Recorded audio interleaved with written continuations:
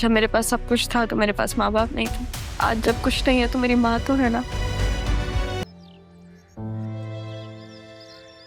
तारा और राहा का कुछ पता नहीं है, पता नहीं कहाँ चली गई हैं।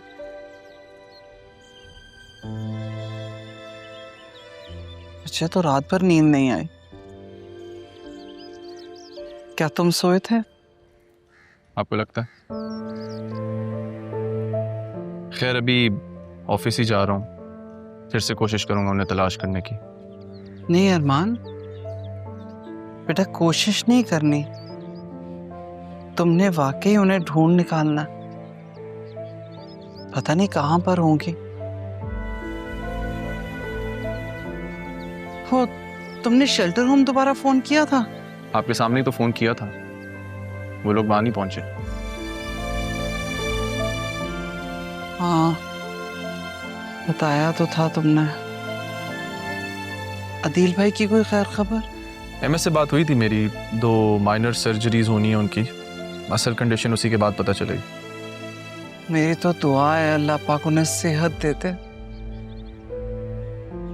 और तारा और राहा जहां कहीं भी हैं उनको अपनी हिफ्ज़ अमान में रखे। आमीन। मैं ब्रेकफास्ट बना दूं तुम्हें? नहीं बस कॉफी पीने का दिल भी नहीं कर रहा, मैं चलता हूँ।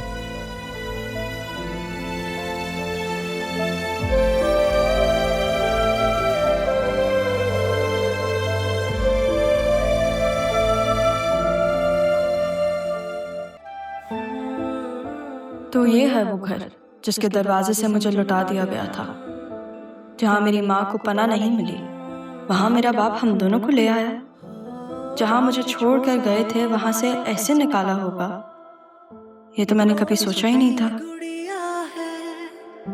जालिम ज़माना हर एक निकला है अपना बेगाना।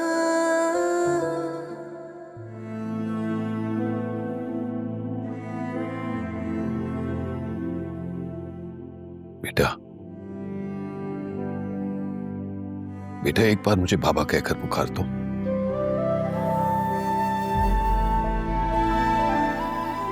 शायद मेरी दिल का बोझ हल्का हो जाए, शायद मेरे गुनाहों का असाला हो जाए। आदत नहीं है मुझे।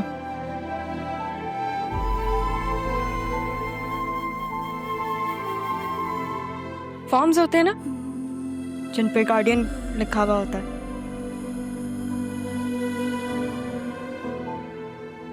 नाना जान ने हमेशा अपना नाम लिखा उस पे।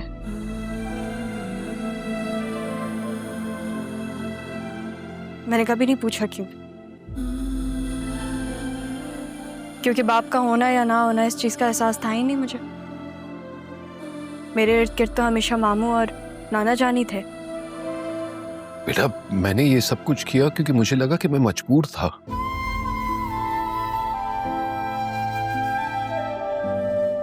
माँ का दबाव, हालात, वारिस का ना होना, मुझे लगा मैं मजबूर हूं। लेकिन मैं मजबूर नहीं, बुज़दिल था बेटा, बुज़दिल। शायद किसी की बद्दुआओं में आ गया था। लेकिन मैंने तो आपको कभी बदुआ दी ही नहीं, दुआ भी नहीं दी मैंने आपको, लेकिन क्योंकि आपका पता ही नहीं था मुझे।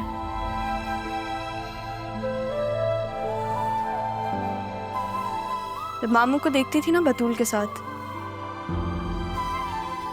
तो एक इमेज बन गई थी दिमाग में कि शायद हर बाप ऐसा ही होता है।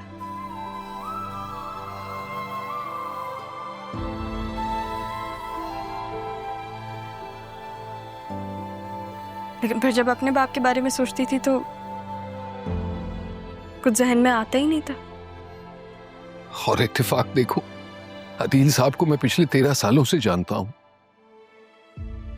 मैं तो कभी तसव्वुर भी नहीं कर सकता था कि मेरा उस शख्स के साथ कोई ऐसा रिश्ता निकलेगा।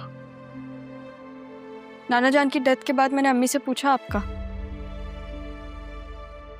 उन्होंने मुझे कहा था कि जिस इंसान ने तुम्हें 2 लम्हे देखना गवारा नहीं समझा, तुम उसको क्यों जानना चाहती हो।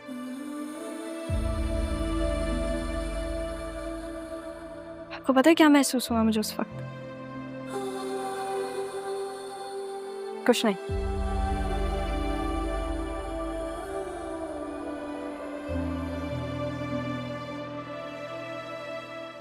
कुछ महसूस नहीं हुआ क्योंकि मुझे कभी तसव्वुर था ही नहीं। बेटा मैं गुनहगार हूं बेटा, तुम्हारा भी, तुम्हारी अम्मी का भी। मैंने तुम्हें कभी देखा तक नहीं, नाम नहीं दिया, तुम्हारे साथ कोई वक्त नहीं गुजारा। मैं बस माफी मांग सकता हूं बेटा, मैं इस उम्मीद से कि मेरे नाम को, अपने बाप के नाम को एहसास दे दो। मैंने आपको बता दिया ना कि मुझे आपकी किसी चीज का एहसास नहीं है सिवाय उसके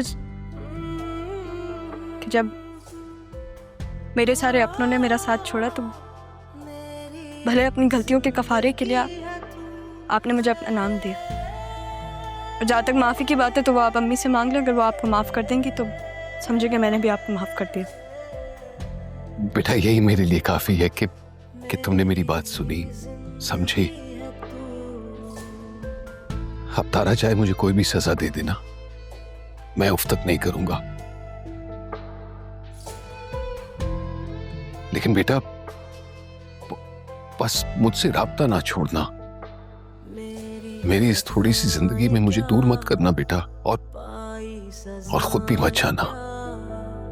पूछूं खुदा से मैं होके रूबरू, बेबसी है क्यों, बेरुखी है क्यों, दुख ही जो देने थे फिर खुशी है क्यों। खालदा, जी बीबी जी। अभी तक तुम इसी कमरे में घुसी हुई हो? भाई अभी तो पापा का कमरा साफ करना है, मेरे रूम से अदील का सारा सामान वहां पे शिफ्ट करना है, जल्दी करो। वो सब तो बीबी जी मैंने आपके आने से पहले ही कर दिया, बस ये बेडशीटें बिछाने में रह गई हैं। अच्छा बस राहा और सितारा, इन दोनों की कोई भी चीज हो ना तो उसे उठा के मेरे पूछे बगैर ही फेंक दो। मैं इन लोगों की याद में नहीं जाना चाहती। आप बेफिक्र रहें, ऐसा ही होगा। अच्छा ये लो तुम्हारे लिए ना कुछ पैसे। ये किस लिए जी? भाई तुम्हारे अदील साहब के दोनों ऑपरेशन अल्लाह का शुक्र है ठीक हो गए, उसी खुशी में। ठीक है, ये इतनी बदल जाएंगी मैंने तो सोचा भी नहीं था कभी। बेचारी राहा बीबी।